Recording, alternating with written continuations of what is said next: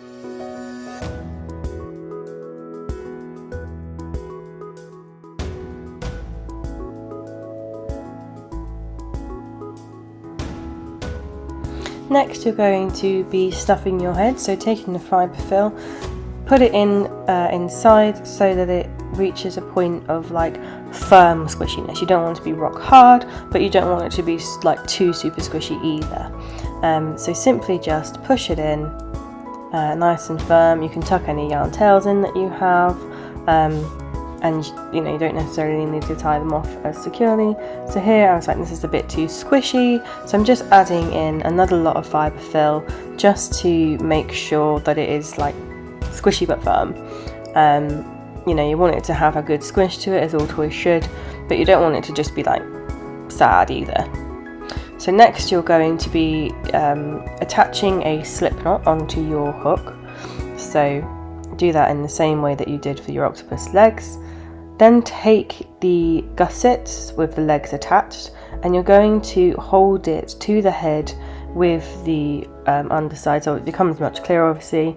You then want to be making sure that you're working into the tops of those stitches, going through the head first, right side of the head, the outside of the head, through then the gusset stitches as well. You're going to secure it with a slip knit, slips like through, and then continuing to do a double crochet into the first stitch and then into the next 2 stitches as well. So you've done 3 DCs because you've got 24 stitches this round. Then into the 4th stitch you're going to work an increase, so 2 double crochets into the 4th stitch, as you want to be increasing it to 30 stitches this round. So you'll continue to work both pieces together. It can be quite fiddly. You want to make sure you're not catching any of the stuffing, that you're not catching any of the ends and pulling those through. And the stitches will obviously feel a bit thicker because they're going through 2 layers rather than just 1. But just keep with it, go around. It's going to form this kind of nice little skirt thing, and because you're increasing, it is going to kick out a bit rather than carry like straight down, which is what you want to kind of create a bit of a barrier skirt sort of situation around the tops of the legs, so it just finishes the look off really nicely.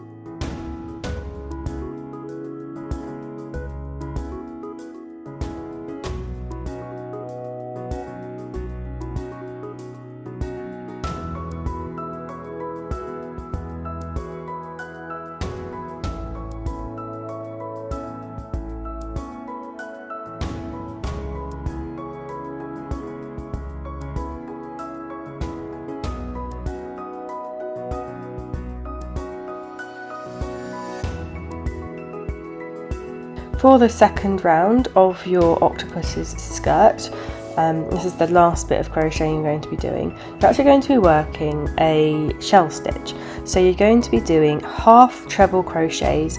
You'll skip a stitch, then work 4 half treble crochets into the next stitch after the skipped stitch. So to do a half treble, you'll yarn over first, insert your hook into the hole, yarn over and pull up a loop so you have 3 loops on your hook. Then you'll yarn over and pull through all 3 of those loops on your hook.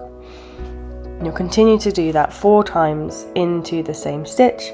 You'll then skip the next stitch and do a slip stitch, so inserting your hook, yarning over and pulling straight through both the stitch you've gone into and the loop on your hook to secure it, and it creates this fan shell sort of shape just to add again a bit more detail into the skirt. you'll then skip the next stitch and do another lot of 4 half trebles into the next stitch after the one that you have skipped. You'll then proceed to skip another stitch and do a slip stitch into the next stitch along after the one that you have skipped. So you're only working in every other stitch as you go around, making sure you're working 4 half treble crochets. So the half treble again is yarning over, inserting your hook into the space you're working, yarning over to pull up a loop. So you'll have 3 loops on your hook on the working side of your crochet, and then yarn over and pull through all 3 loops on your hook. You'll continue to do this until you reach the end of the octopus. You may find that it doesn't necessarily completely add up, but you'll just simply do a slip stitch and fasten off to finish off. So that last part of your repeat is the slip stitch into the one after the skip stitch. You'll do that, fasten off, and then just sew in your end.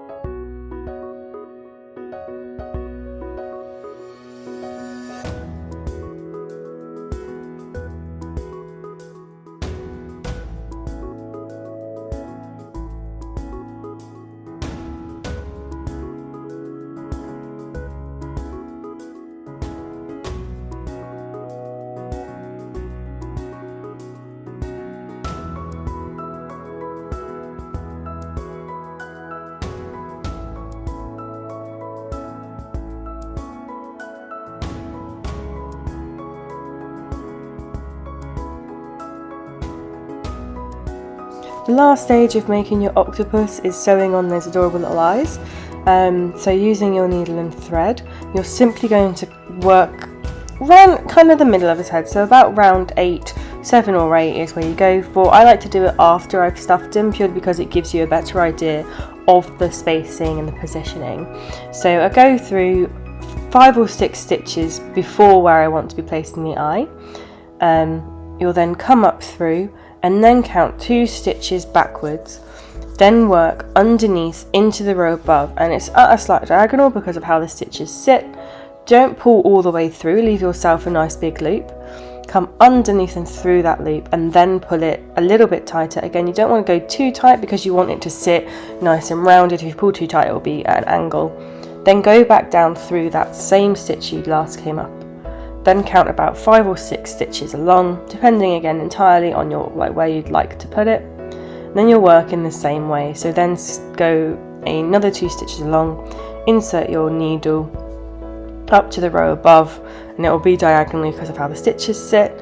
Create that little loop. So you can see here where I folded my yarn, my thread, it's coming through. So just pull that through gently. Try not to pull on the loop too hard. Go up under the loop, pulling it a little bit tighter, but again not too tight, so you want it to sit in a nice curve, and then going down through the stitch again. You could add on here like a little eyelash, or if you were using safety eyes, you'd probably put them in the middle of where those 2 stitches were, or in where you've done that first like inner side of the stitches. Simply cut that little yarn tail off and then just give it a little massage, and the end that you can see will slip back inside its head. And there you have it, that's your octopus all nice and finished and ready to swim away. Yes, I had a lot of fun doing that. Thank you so much for watching, I hope you enjoyed it. If you have any problems, don't hesitate to reach out, and as always you can find out more on the Crochet Bouquet website at crochetbouquet.co.uk.